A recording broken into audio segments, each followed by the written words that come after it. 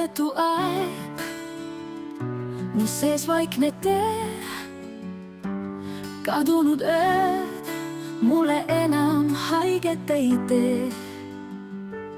Tuules mu mõtted vaikivad veel, kannavad unistust, mis alles on veel, mis alles on veel.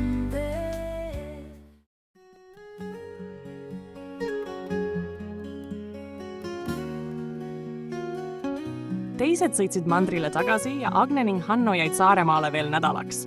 Algul tundus see olevat kingitus, vaikne aeg kahekesi ranniku talus, mere ja metsa vahel. Õhtuti istusid nad terrassil, jõid veini ja rääkisid tulevikust. Kuid üks asi ei kadunud. Igal ööl seisis metsaserval mees. Ta ei tulnud lähemale ega öelnud midagi. Ta lihtsalt seisis seal, käes valge liilia. Kas sa näed teda jälle? Küsis Hanno ühel õhtul vaikselt. Näen, vastas Agne. Ja ma ei usu enam, et see on lihtsalt keegi külanapakas. Agne meenutas, et suvila omanik Markus oli kunagi rääkinud vana loo. Selle koha peal olnud kunagi talu, mille perenaine Rosalie lasti sõja ajal maha.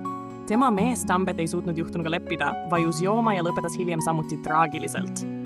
Agnele tundus, et öine kuju võis olla seesama Tambet, liilia käes oma naisele toodud lill. Järgmisel hommikul läksid nad naabertalusse Linda ja Raimondi juurde. Linda rääkis neile, et kui liilia jääb ranniku talu hoovi, tuleb see viia Rosalie hauale Kudjapää kalmistul. Siis pidavat ta rahu saama, ütles Linda. Agne kuulas, aga talle ei meeldinud selle jutu juures miski. Raimond vaikis liiga hoolikalt. Nad sõitsid kalmistule ja leidsid haua. Rosalie Kask, sündinud aastal 1915, surnud aastal 1949. Agne asetas liilia hauale, kuid enne lahkumist märkas ta kõrval ka Tambet Kase hauakivi ja siis veel kolmandat. Sammalt kõrvale pühkides ilmus nähtavale nimi Georg Ateva. Agne tardus. Hanno, vaata seda. Ateva, kordas Hanno. See oli Agne enda perekonnanimi. Veel hullem, sünnikuupäev kattus tema omaga.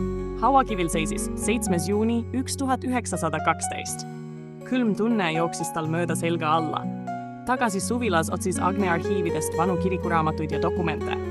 Mida rohkem ta luges, seda vähem otsad kokku läksid. Hauakividel olnud nimed ei kattunud kõigega, mis arhiivis vastu vaatas. Segadus Georgi, Tambeti ja Rosalie ümber aina kasvas. See ei ole loogiline, ütles Agne lõpuks. Keegi on siin midagi varjanud. Hanno vaatas teda hetke ja vastas. Siis küsi inimeselt, kes võib päriselt teada. Kellelt? Oma emalt. Agne helistas Annale. Algus oli tavaline, aga kui ta küsis Georg Ateva kohta, muutus ema hääl kohe. Miks sa seda nime üldse tead? Küsis Anna teravalt. Ma leidsin selle hauakivilt, pikem paus, siis ütles Anna vaikselt. Georg Ateva oli su vanavanaisa ja ta ei olnud hea inimene. Rohkem ta rääkida ei tahtnud. Samal ööl äratas Agnet ja Hannot järsk kolin. Kui nad õue jooksid, nägid nad, et üks suvila aken oli sisse visatud. Auto kapotil lebas sea pea.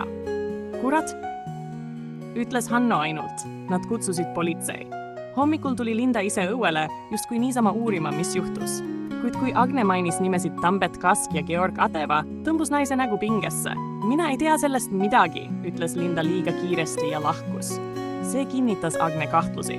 Nad läksid kohaliku kirikuõpetaja Jaagupi juurde. Jaagub kuulas nad ära ning meenutas lapsepõlvest üht kohta. Sauna taga metsas on vana kask, ütles ta. Selle kõrval suur kivi. Rist on sisse raiutud. Mu ema ei lubanud mul sinna kunagi minna.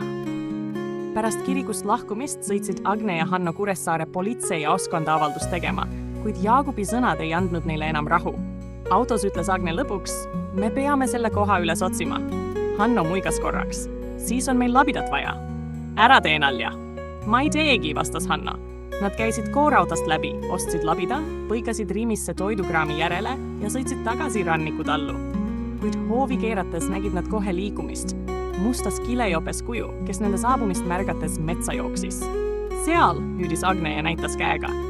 Hanno hüppas autost välja ning sööstis talle järele. Mõne hetkega neelas mets mõlemad helid endasse. Kui Hanno tagasi tuli, oli ta läbimärg ja vihane. Ta tundis seda metsa, ütles ta hingeldades. Kadus nagu maa alla. Ta vaatas Agnele otsa.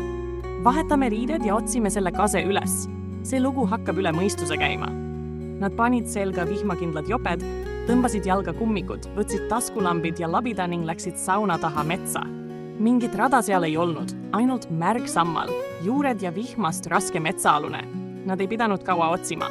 Umbes paarkümmend meetrit saunast seisis vana jäme kask.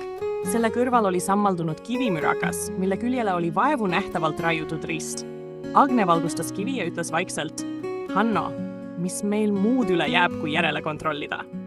Hanno lõi labida maasse, märg muld andis raskelt järele.